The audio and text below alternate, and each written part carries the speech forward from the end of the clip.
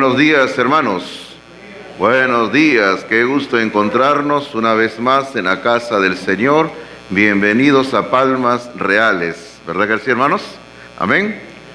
Uy, parece que ustedes no están contentos, ¿ah?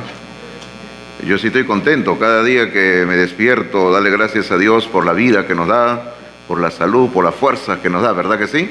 Es una bendición, hermanos, estar siempre, cada día, andando por la gracia de Dios. Así que es una tremenda bendición.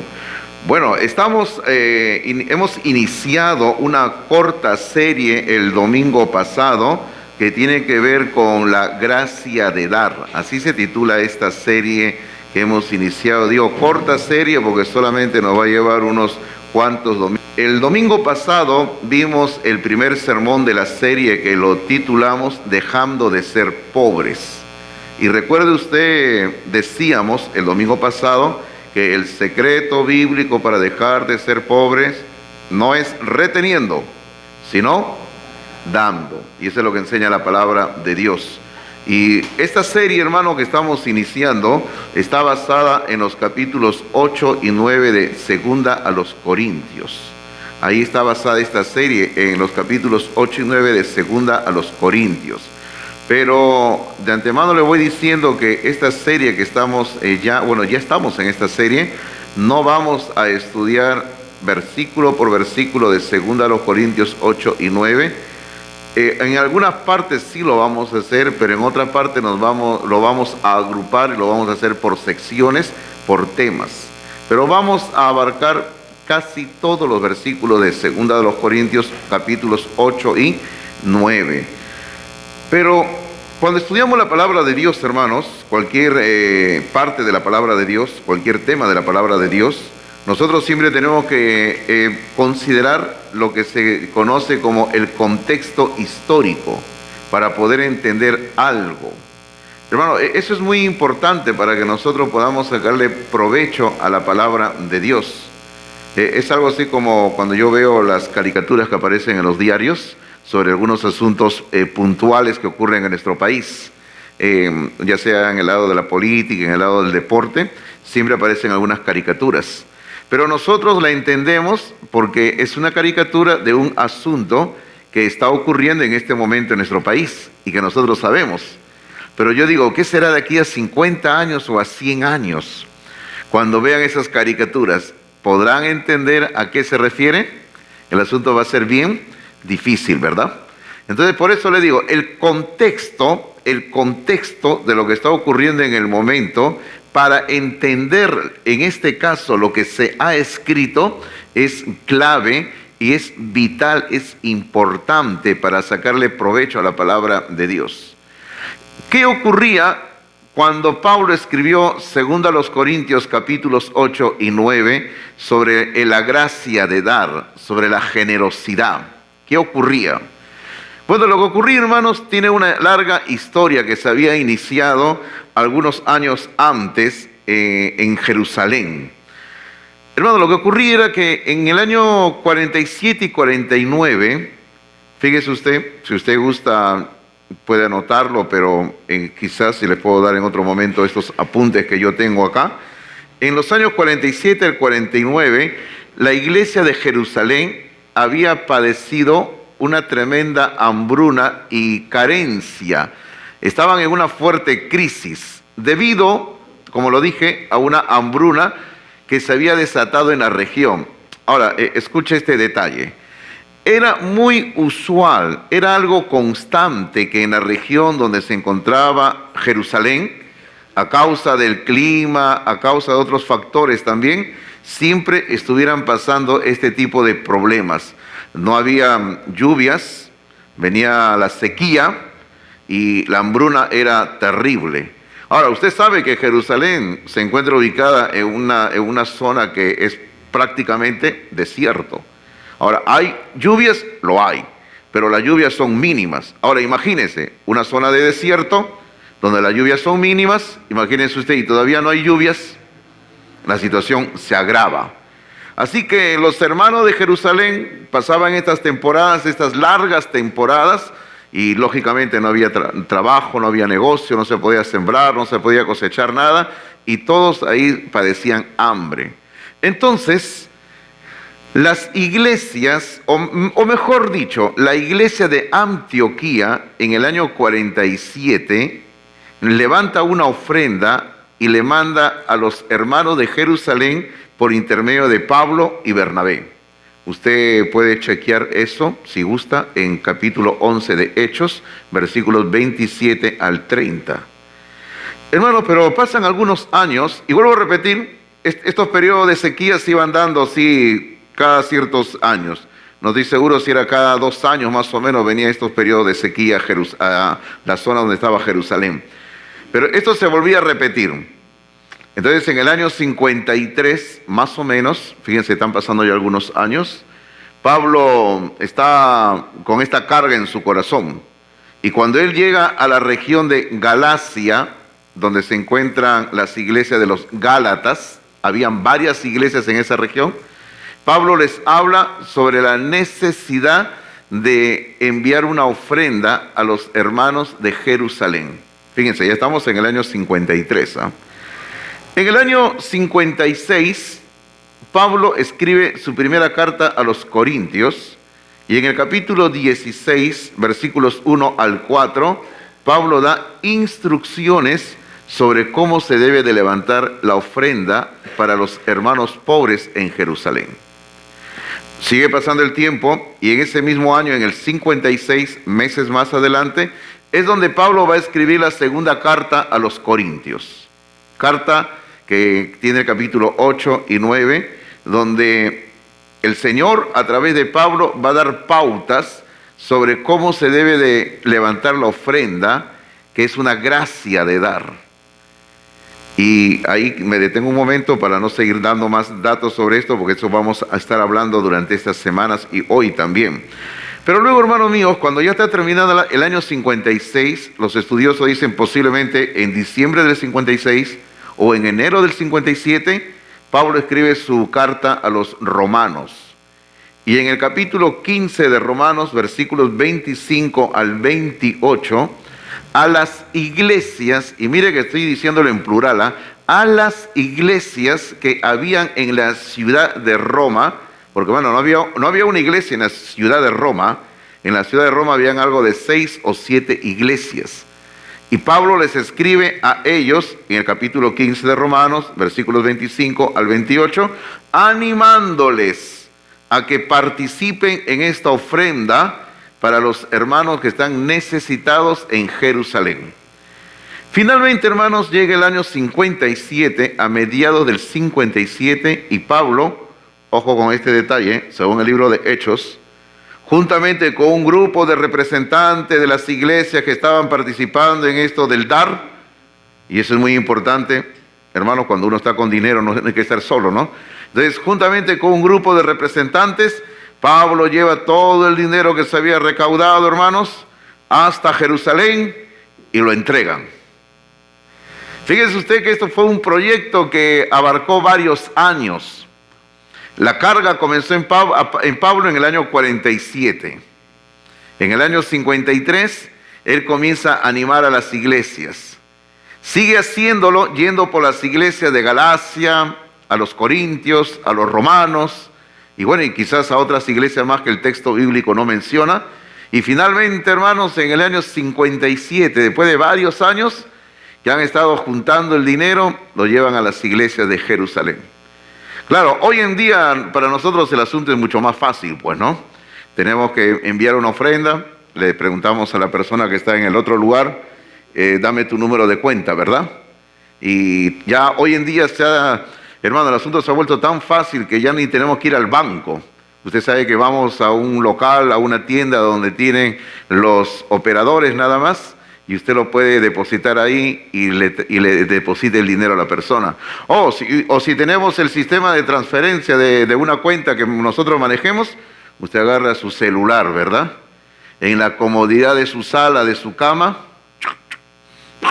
manda el dinero. Claro, en aquellos tiempos no era así, en aquellos tiempos el sistema era otro, ¿verdad? Pero hermano, a lo que yo voy es a esto. de que el contexto sobre el cual se escribe 2 Corintios capítulo 8 y 9 es que había una fuerte necesidad de ayuda financiera por los hermanos que se encontraban en la ciudad de Jerusalén. A esto se le llama en la Biblia la ofrenda para los santos.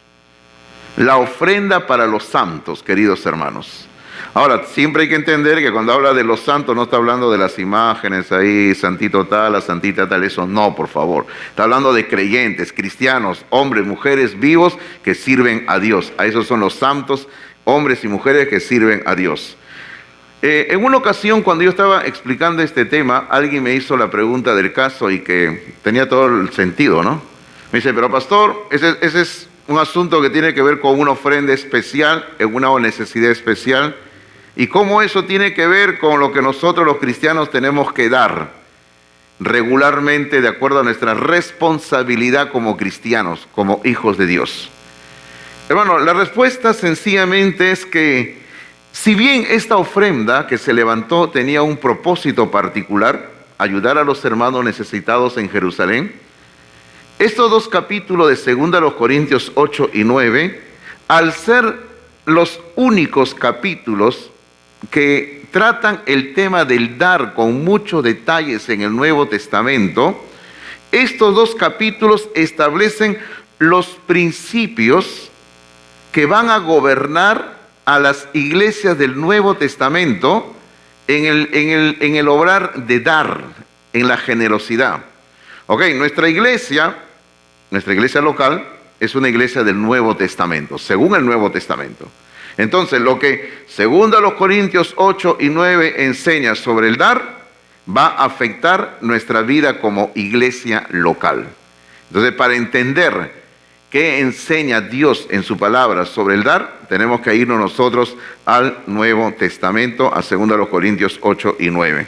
Hermano, la lección de hoy tiene como título riquezas de generosidad. Riquezas de generosidad. Ese es el título de nuestra lección del día de hoy, de la prédica. Vamos a abrir en la Biblia en 2 Corintios capítulo 8, por favor.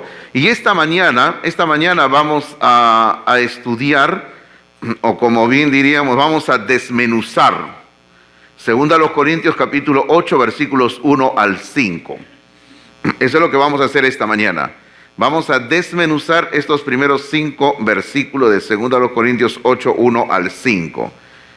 Leamos el versículo 1, dice: Asimismo, hermanos, os hacemos saber la gracia de Dios que se ha dado a las iglesias de Macedonia. Bueno, lo primero que encontramos acá es que Pablo va a hablar de la gracia de Dios. Eso es lo primero que vamos a encontrar acá. Él va a hablar de la gracia de Dios. Y él va a hablar de la gracia de Dios. Y, hermanos míos, lo interesante es que Pablo dice que esta gracia de Dios se ha dado a las iglesias de Macedonia, dice. Entonces, aquí tenemos que irnos preguntando, ¿no? ¿A qué se refiere cuando habla acá de la gracia de Dios? ¿A qué se refiere cuando habla aquí de la gracia de Dios? Hermanos, algunos años antes, cuando Pablo estaba por comenzar su ministerio, Bernabé había sido enviado por la iglesia de Jerusalén al norte, a la ciudad de Antioquía. Porque en la ciudad de Antioquía se estaba llevando a cabo un fuerte movimiento del Espíritu Santo en la predicación de la palabra, y había gente convirtiéndose y se estaba estableciendo una iglesia local. Entonces, los apóstoles desde Jerusalén encargan a Bernabé que vaya al norte hasta Antioquía para ver qué está ocurriendo allá. Y la palabra del Señor nos dice que cuando Bernabé llega y comienza a ver lo que está ocurriendo, hermanos míos, dice lo siguiente en Hechos capítulo 11, versículo 27. Si usted gusta, abra la Biblia, vaya ahí, o si no, escuche lo que voy a leer. Capítulo 11, versículo 23, versículo 23. Dice así en Hechos 11, 23, dice: cuando llegó, se refiere a Bernabé, dice, cuando llegó, o sea, cuando Bernabé llegó a Antioquía, ¿qué es lo primero que vio, hermanos? Si usted tiene abierta la Biblia, ¿qué es lo primero que vio? Dice, vio la gracia de Dios. Observe ese detalle. Ese detalle es muy importante, ¿verdad? Y al observar la gracia de Dios dice que Él se regocijó y exhortó a todos a que con propósito de corazón permaneciesen fieles al Señor. E insisto, dice la Biblia que cuando Bernabé llega a este lugar, ve la gracia de Dios. Hermanos, yo primeramente digo, no, ¿se puede ver la gracia de Dios? Porque la gracia de Dios, hermanos, es algo invisible, por decirlo así. Pero ¿se puede ver la gracia de Dios? La respuesta es sí, se puede ver la gracia de Dios, porque aquí tenemos el caso de Bernabé que está viendo la gracia de Dios. Ahora, no se refiere a lo que nosotros llamamos en doctrina la gracia salvadora, o sea, la gracia que salva al hombre, a la mujer del pecado, de la condenación y lo trae a los pies de Cristo Jesús. No se refiere a esa gracia, a eso no se refiere. Lo que se refiere cuando habla aquí a la gracia de Dios es el vivir de acuerdo, a los principios de Dios. Eso es la gracia de Dios que se refiere aquí. Es el vivir de acuerdo a los principios de Dios y no según los principios del sistema mundo. A eso se refiere con ver la gracia de Dios. Porque hermanos, si usted sigue leyendo este pasaje de Hechos capítulo 11, cosa que esta mañana en la prédica no lo vamos a hacer por cuestiones de tiempo, pero sería beneficioso que usted lo pueda hacer. Observe usted que luego a los creyentes en esta ciudad es la primera vez, se nos informa en el versículo 27, si no me equivoco, es la primera vez que se les llama, a los discípulos se les llama cristianos.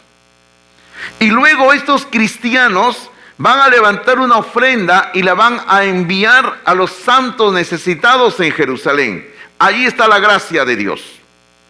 La gracia de Dios se vuelve algo visible cuando el creyente, cuando la iglesia, de una manera práctica, van a demostrar su generosidad, su amor por el Señor y por su obra. Así que hermanos, la gracia no solamente es algo invisible, puede ser visible cuando nosotros en nuestra vida esa gracia que hemos recibido la tornamos en una realidad, haciendo bien al necesitado y bien a la obra de Dios. Es por eso, como dice en la nota que estamos ahí proyectando, ¿verdad? Dice que la gracia de Dios es el vivir de acuerdo a los principios de Dios y no según los principios del sistema mundo. Porque el sistema mundo no quiere que el creyente viva de acuerdo a la gracia de Dios, sino de acuerdo a principios que van en contra de la palabra de Dios. Pero este mismo versículo 1 nos dice que asimismo, hermanos, hacemos saber la gracia de Dios que se ha dado a las iglesias de Macedonia. A las iglesias de Macedonia. Esta gracia se estaba mostrando en las iglesias de Macedonia, hermanos. Ahora, ¿por qué Pablo va a hablar de las iglesias de Macedonia? Porque Pablo le está escribiendo esta carta a los corintios. Para que usted se haga una idea más o menos y entendamos en una cuestión de geografía muy elemental. Es por decir que yo le estuviera escribiendo una carta, vamos a decir, a la iglesia que está en Cusco. En relación a nuestro país, eso está al sur, ¿verdad? Cusco. Ok, pero las iglesias de Macedonia vendrían a ser, vamos a decir, las iglesias que están en Piura, al norte. Se los menciono así para que usted entienda el asunto. Pablo las está escribiendo a la iglesia de los Corintios, que está al sur, en Cusco, por decir. Pero Pablo está tratando el tema de las iglesias de Macedonia que están al norte, en lo que vendría a ser nuestro departamento de Piura. Entonces, ¿por qué Pablo va a mencionar a las iglesias de Macedonia? Porque a estas iglesias, dice Pablo en este versículo 1, en esas iglesias se estaba mostrando la gracia de Dios. Estas iglesias, porque eran 3, ahora en un rato las vamos a mencionar, estas iglesias, hermanos, estaban viviendo, mostrándole al mundo la gracia de Dios en sus vidas. Ahora, ¿qué tiene de particular Macedonia? Macedonia, hermanos, es una región, que se encuentra al norte de Grecia y donde habían 3 iglesias. Y ahí están el nombre de las tres iglesias.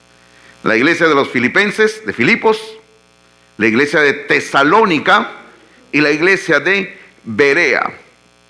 Ahora, algo interesante también. La historia de cómo comienzan estas tres iglesias, usted lo va a encontrar en Hechos capítulos 16 y capítulo 17. Si usted se da un tiempo de leer luego en casa los capítulos 16 y 17 de Hechos, usted va a encontrar el relato bíblico, cómo se inician esas iglesias en estos lugares. Hermano, cada iglesia comenzó de una manera diferente, por decirlo así, en circunstancias diferentes. Cada iglesia local tiene su propio carácter, como los seres humanos. Cada ser humano tiene su propio carácter. Todos los seres humanos nos parecemos en lo mismo, ¿verdad?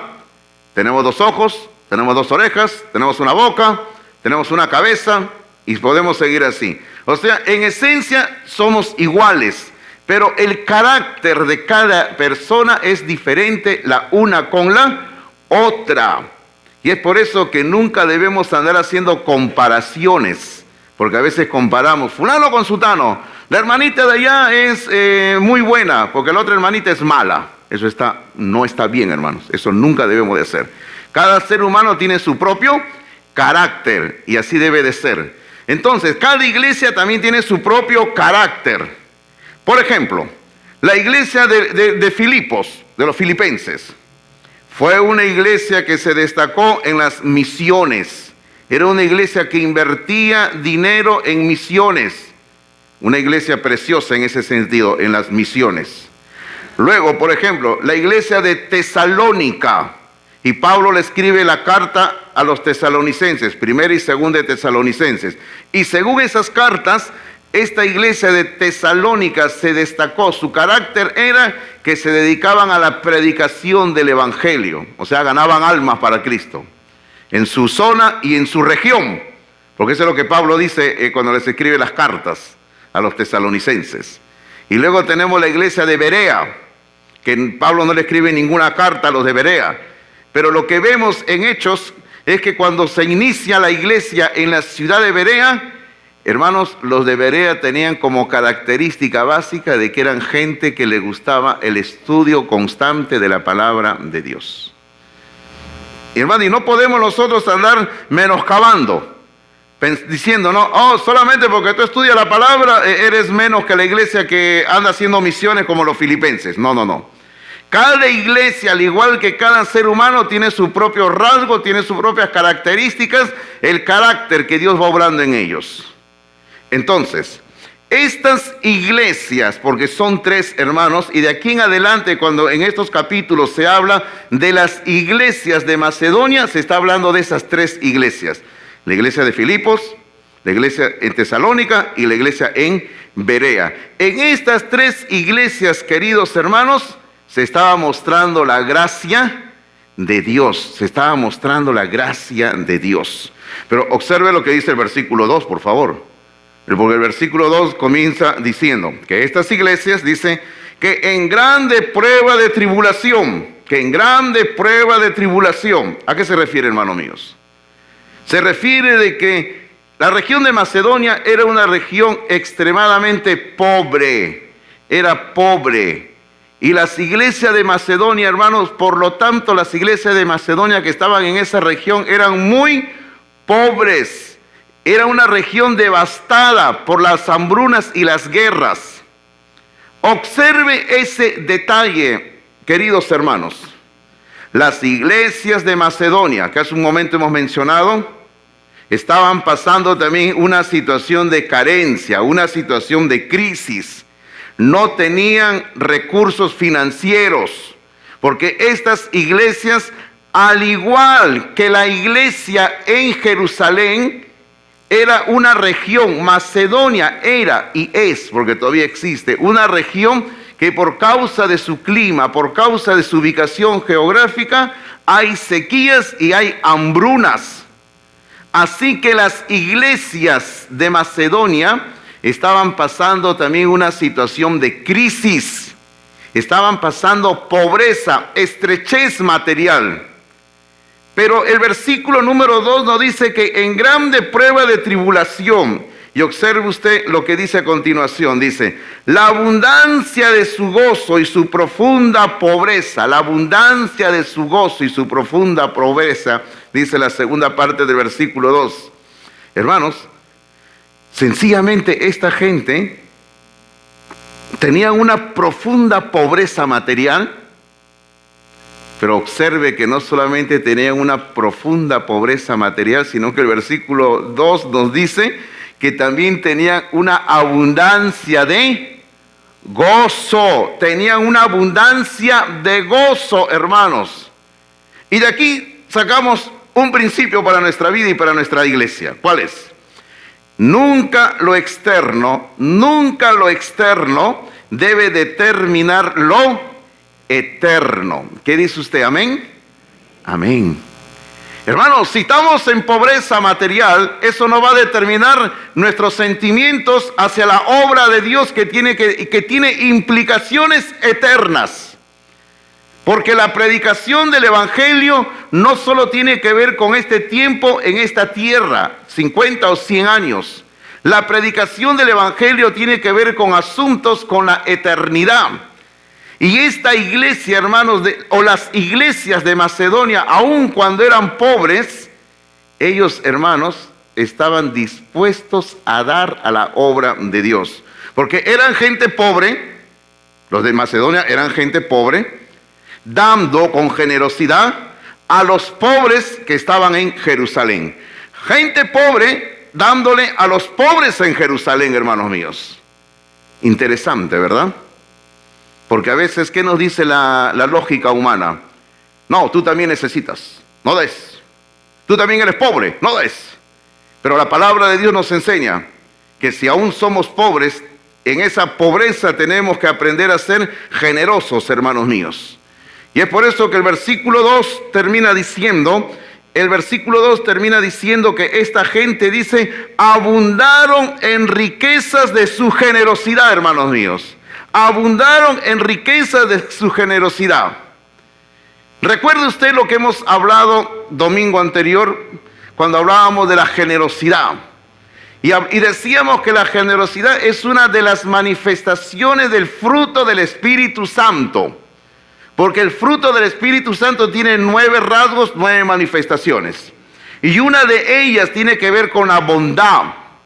Y la bondad tiene que ver con la generosidad. Y aquí la palabra de Dios dice que estas iglesias que eran pobres abundaron en riquezas de su generosidad, queridos hermanos. Hermanos, la generosidad es algo que se aprende, es algo que se desarrolla. El mes pasado yo le explicaba a los hermanos en el segundo culto les explicaba y les decía, ¿no? Así como se aprende y se desarrolla el ser tacaños, porque hermanos, es algo que se aprende, y se desarrolla, ¿verdad que sí? Uno aprende a ser tacaño porque hay una persona tacaña cerca a usted. Y de esa persona usted aprende a ser tacaño. Y ese tema lo traté con bastantes detalles en el segundo culto. Usted puede buscar el video, están en YouTube, ¿verdad? Ahí puede buscar, usted puede ver el video y puede ver para cómo aprende usted a ser tacaño, ¿ya? Entonces, yo también le decía, así como se aprende y se desarrolla el ser tacaños, también la Biblia nos enseña que uno puede aprender y desarrollar la generosidad, queridos hermanos. Y cuando uno aprende a desarrollar la generosidad, uno va a abundar, a lo que dice este versículo, va a hablar de abundar en riquezas de generosidad, queridos hermanos. Y aquí le quiero mencionar otro principio que yo aprendo para mi vida y para mi iglesia. El principio es, la pobreza material nos permite mostrar nuestras riquezas de generosidad. Hermanos, para ser generosos no necesitamos ser ricos materialmente. Para ser generosos no necesitamos tener una billetera bien gruesa, llena de billetes. Para ser generosos no necesitamos tener una cuenta en el banco con mucho dinero. Para ser generosos, hermano, no necesitamos tener un trabajo donde uno pueda ganar, 5, 8, 10 sueldos, hermano. Hermano, para ser generosos basta con el corazón que entiende que así como Cristo lo hizo todo por mí, lo dio todo por mí, de la misma manera yo tengo que darlo todo por amor a la obra de Dios. Eso es ser generoso, hermanos míos. Y eso es lo que enseña la palabra de Dios. Recuerde que la iglesia de los filipenses, solamente tomamos a los filipenses como ejemplo, era una iglesia pobre, es lo que hemos visto, una iglesia pobre, pero era una iglesia, hermanos, que le daba a Pablo dinero para que predique la palabra de Dios. A su momento dijimos que los filipenses, la iglesia de Filipos, era una iglesia que invertía en las misiones. No tenemos tiempo, pero yo le remito a que usted pueda chequear, anótelo la cita ahí si gusta, Filipenses capítulo 4, versículos 10 al 20, Filipenses capítulo 4, versículos 10 al 20, y fíjese que en esa sección Pablo es ahí donde va a hablar y decir el famoso versículo del 4:13, donde dice, todo lo puedo en Cristo que me fortalece. Pero Pablo en esa sección, Filipenses 4, 10 al 20, va a reconocer que la iglesia de los filipenses había sido una iglesia que había sido generosa, dándole a él para que él pueda seguir predicando la palabra de Dios. Ojo, recuerde, y los filipenses eran una iglesia materialmente pobre. Había crisis en su región, hambrunas, pero ellos, a pesar de la crisis, le daban con amor a la obra de Dios. Y así estaban mostrando que en ellos había riquezas de generosidad. Hermanos, estas iglesias de Macedonia que eran pobres, a mí me hacen recordar a dos iglesias en el libro del Apocalipsis. Una de ellas una iglesia pobre y la otra una iglesia rica. Yo quiero invertir unos minutos con ustedes para poder ver esto y aprender de lo que dice la palabra de Dios. Vamos un momento al Apocalipsis, por favor, capítulo número 2. Capítulo 2 del Apocalipsis. Aquí tenemos en el capítulo 2, capítulo 3, que el Señor Jesucristo le va a enviar 7 cartas a 7 iglesias. Y usted puede ver por los títulos de las secciones el nombre de cada iglesia a quien se dirige cada carta.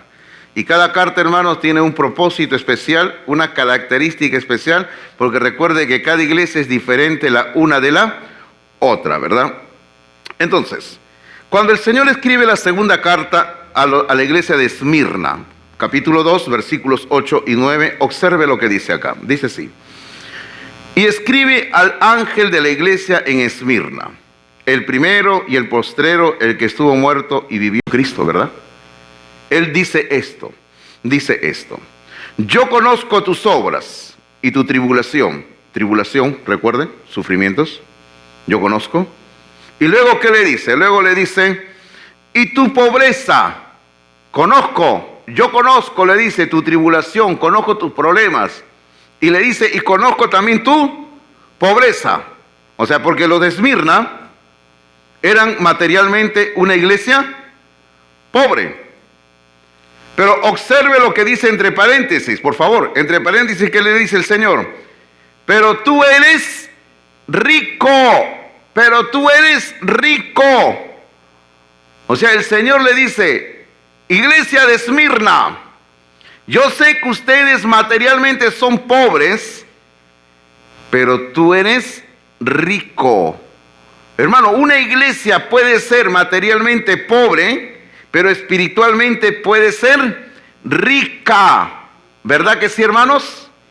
Y eso era lo que así eran las iglesias de Macedonia, la iglesia de Filipos, la iglesia de Tesalónica y la iglesia de Berea. Eran iglesias que materialmente eran pobres, pero espiritualmente eran ricas. Y así debemos de ser nosotros los cristianos de una forma individual. Hermano, materialmente puede ser que estemos limitados con estrecheces, pero espiritualmente debemos de ser ricos. Ahora, en contraposición, cuando el Señor escribe otra carta, hay una iglesia que es totalmente diferente. Capítulo 3, por favor, capítulo número 3, encontramos la última carta que el Señor dirige. A partir del versículo 14 le escribe a la iglesia que está en Laodicea. Y no vamos a leer toda la carta a la Odisea, pero el versículo 17, por favor, el versículo 17, el Señor a esta iglesia le dice, ¿por qué tú dices? O sea, esta iglesia decía, Esta iglesia decía: yo soy rico y me he enriquecido y de ninguna cosa tengo necesidad. Hermano, cuando uno lee esto, uno dice: oh, esta iglesia decía eso. No tengo necesidad de nada. ¿Tengo dinero suficiente? ¿Esta iglesia decía eso? Sí, hermanos. Hace un tiempo yo estaba leyendo un libro que explicaba algo sobre la historia de las regiones ahí de Grecia y todos esos lugares de Asia también. Y en este libro hablaban sobre esta ciudad de Laodicea, la ciudad de Laodicea. Y en el libro decía que años antes que Pablo escribiera esta carta, que el Señor Jesucristo enviara esta carta a través de Juan a Laodicea, años antes, la ciudad de Laodicea había sido atacada por un ejército enemigo. Pero el ejército enemigo les había, primero, antes de atacarlo, les había enviado unos emisarios para proponerles una paz, para que se rindan, para que no haya guerra. Entonces los de Laodicea le respondieron con estas palabras. Los de Laodicea le dijeron: nosotros tenemos dinero. Así le dijeron: nosotros tenemos dinero, le decía, nos hemos enriquecido y no tenemos necesidad de nada de parte de ustedes. Nosotros nos vamos a defender con nuestras propias armas. O sea, eso fue lo que dijeron. La historia cuenta de que el ejército los atacó y los destruyó a todos. Y el Señor les está haciendo recordar lo que ellos como ciudad años antes habían dicho. O sea, esto lo habían dicho ellos como iglesia, como ciudad. Ellos habían demostrado su orgullo. Que ellos habían dicho: yo soy rico, me he enriquecido y no tengo necesidad de nada. Pero aquí viene lo que el Señor dice. Ahora el Señor dice, el análisis del Señor. El Señor dice: y no sabes que tú eres un desventurado, miserable, pobre, ciego y desnudo. O sea, en una palabra, tú no tienes nada. Simplemente tú dices que eres rico, pero eres totalmente pobre, no tienes nada. Hermano mío, esta iglesia de Laodicea es totalmente distinta a la iglesia de Esmirna. Porque la iglesia de Esmirna, materialmente pobre. La iglesia de Laodicea, materialmente rica. La iglesia de Esmirna, espiritualmente rica. Y la iglesia de Laodicea, espiritualmente pobre. Hermano, estas iglesias, por eso digo, me hacen recordar a estas iglesias del libro del Apocalipsis. O sea, en una palabra, ¿se puede ser rico cuando uno es pobre? Sí, Señor, sí se puede. Sí se puede. Porque cuando uno permite que la gracia de Dios obre en su vida, que la gracia de Dios crezca en su vida por una relación constante con el Señor, por el estudio constante de la palabra, y esa gracia va creciendo, hermanos, nos convertimos en gente espiritualmente realmente ricos, hermanos. Y cuando uno es rico espiritualmente, uno se vuelve una persona generosa. Ahora, regresemos a nuestro pasaje que estamos estudiando en 2 Corintios, capítulo 8, por favor. Ahora, en el versículo número 3, observe usted algo que va a decir el apóstol Pablo. Va a comenzar el versículo 3, él dando testimonio, algo que él lo había visto in situ, o sea, en el mismo lugar. Dice así. Recuerde, Pablo le está escribiendo a los corintios, ¿ah? Y Pablo ahora le va a decir a los corintios lo que él había visto en las iglesias al norte, a las iglesias de Macedonia. Y Pablo dice en el versículo 3, le dice: pues doy testimonio, dice, dice. O sea, yo lo he visto, dice Pablo a los corintios. Yo he sido testigo de esto, dice Pablo a los corintios. Yo he podido ver lo que les voy a contar ahora, queridos hermanos, le dice Pablo a los corintios. Hermanos, y Pablo a los corintios, en este versículo número 3, va a hablar tres elementos de la generosidad de las iglesias de Macedonia. En este versículo 3 hay tres elementos que describen de una manera precisa lo generosos que eran las iglesias de Macedonia. Elemento número 1, el versículo 3 nos dice que ellos con agrado han dado, dice. Versículo número 3 dice, ¿no? Pues doy testimonio de que con agrado han dado. Hermano, dar con agrado quiere decir que uno da con alegría, que uno da voluntariamente, hermanos.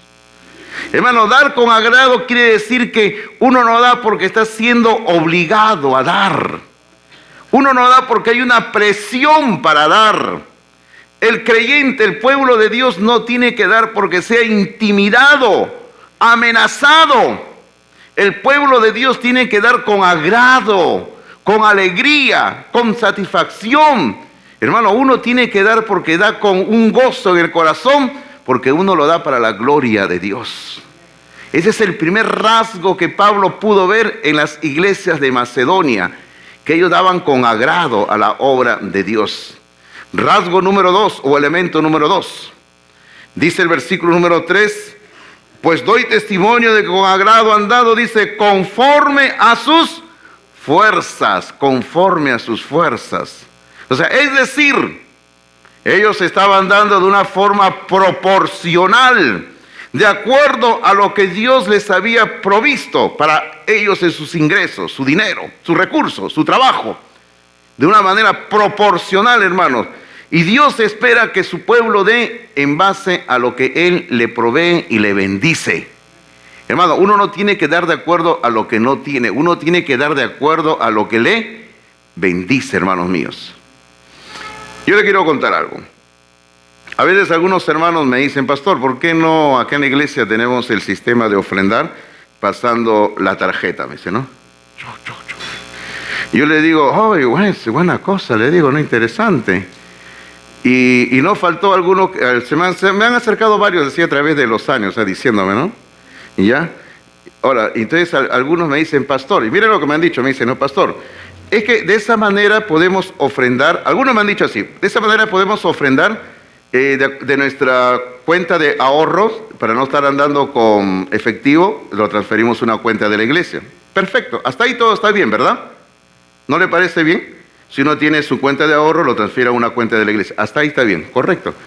Pero algunos me dicen así, pero pastor, ¿puedo ofrendar a la iglesia usando mi tarjeta de crédito de la señora Saga o del señor Ripley? O sea, me endeudo en una palabra y doy un monto a la iglesia. Eso está mal. No es así, hermanos. Uno no tiene que endeudarse para dar la obra de Dios. Eso está mal. Porque de las deudas hemos hablado harto. Recuerden ustedes cuando el año pasado hemos predicado sobre Proverbios, y no vamos a repetir todo lo que hemos aprendido sobre Proverbios. Pero aquí tenemos que entender que justamente aquí el elemento número 2, cuando nosotros le damos al Señor, tenemos que darle conforme a nuestras fuerzas, o sea, de acuerdo a lo que el Señor nos ha provisto, fruto de nuestro trabajo, fruto de nuestro esfuerzo. De eso le tenemos que dar. No tenemos que dar de lo que no tenemos, tenemos que dar de lo que tenemos, hermanos. Usted dirá, pastor, ¿y cómo es eso dar de lo que no tenemos? Justamente endeudarse. Endeudarse, hermanos, para dar a la iglesia es dar de lo que no tenemos. Uno tiene que dar de lo que tiene, queridos hermanos. Y el Señor me ha provisto de mi trabajo tanto, y yo con amor le doy una ofrenda al Señor de lo que Él me ha provisto, conforme a nuestras fuerzas. Elemento número 3 que Pablo vio en esta iglesia es que el versículo número 3 que estamos leyendo, versículo 3 dice, pues doy testimonio de que con agrado han dado conforme a sus fuerzas. Y luego dice, y aún más allá de sus fuerzas. ¿Cómo es eso? Porque, hermanos míos, de acuerdo a la enseñanza general de 2 Corintios capítulo 8 y 9 es, el dar es un sacrificio. El dar es un sacrificio, queridos hermanos. Y el pueblo de Dios le tiene que dar al Señor de una forma sacrificial. El domingo pasado, cuando predicamos la introducción a esta serie, recuerde que vimos el tema dejando de ser pobres. Y recuerde usted que vimos el caso de la viuda muy pobre.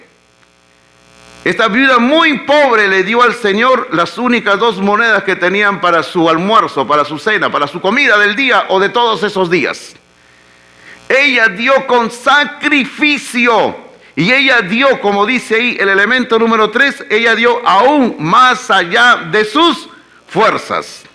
Y así tiene que ser, hermanos míos y hermanas mías. Cuando nosotros le damos al Señor, tenemos que darle aún más allá de nuestras fuerzas, queridos hermanos.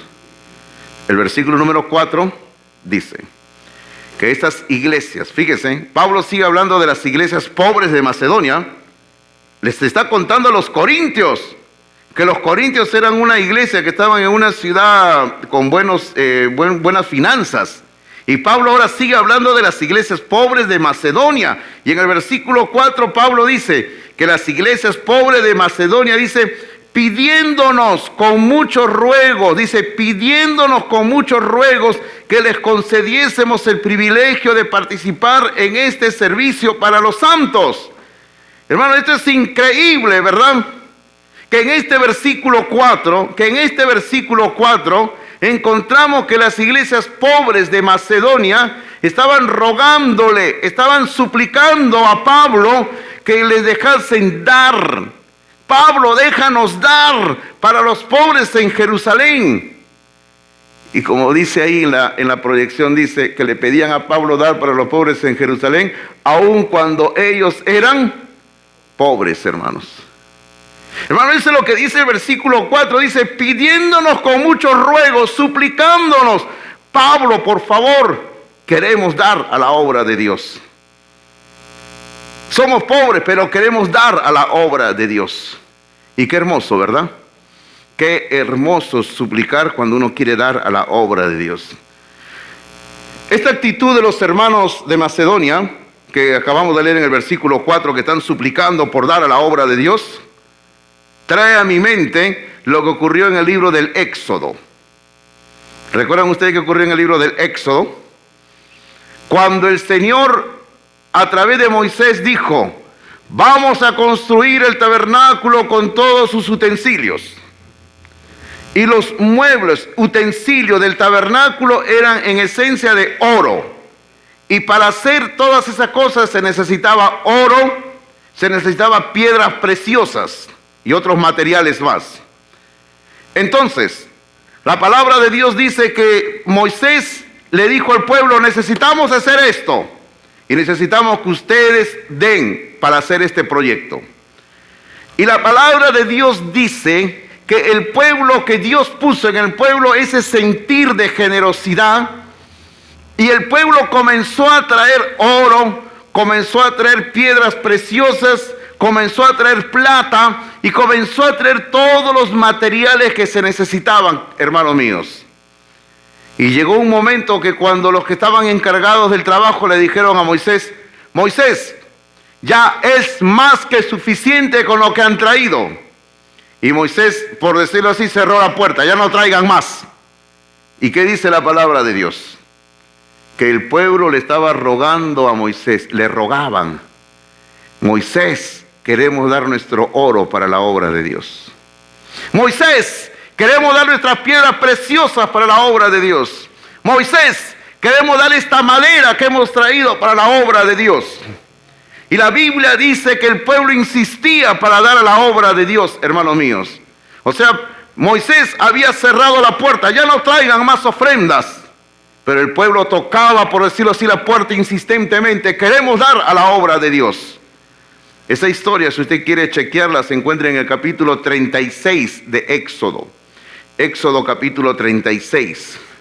Hermanos, esta actitud de los hermanos de Macedonia me hace recordar al pueblo de Israel. Gente dispuesta a dar aún de su pobreza por amor a la obra de Dios. Y rogándole al líder, queremos ofrendar para la obra de Dios. Qué hermoso, ¿verdad? Qué hermoso. Finalmente en el versículo número 5, el versículo 5 dice, Pablo sigue hablando de las iglesias de Macedonia, de las iglesias pobres, dice, y no como lo esperábamos. O sea, ellos comenzaron a dar no como nosotros pensábamos que iba a ser, dice, sino que asimismo se dieron primeramente al Señor y luego a nosotros, por la voluntad de Dios. Hermanos, en este proceso de dar, de la generosidad, hay dos pasos que se tienen que seguir. Paso número 1, según el versículo 5. Paso número 1 dice, se dieron primeramente al Señor. Se dieron primeramente al Señor. Eso es lo que dice el versículo número 5. Dice, y no como les esperábamos, sino que asimismo se dieron primeramente al Señor. Porque, hermanos míos, cuando uno le da primero su corazón al Señor, cuando uno le da su todo al Señor, todo lo demás que podamos tener a nuestro alcance resulta insignificante para dárselo al Señor. Y cuando uno le da su corazón al Señor, hermanos, es más fácil poderle dar al Señor cualquier otra cosa material, hermanos míos. Por eso, en el proceso del dar tenemos que comenzar dándole nuestro corazón al Señor. Es por eso que en Proverbios casi al comienzo dice, ¿no? Dame, hijo mío, tu corazón. Lo primero que le tenemos que dar al Señor es nuestro corazón, darnos primeramente al Señor. Ahora, cuando alguien no le da primero su corazón al Señor, entonces cuando hablamos del dar, comienza a tener dudas en su mente, ¿no? Dice, no, estamos hablando de un tema, dicen algunos, no, que no me gusta.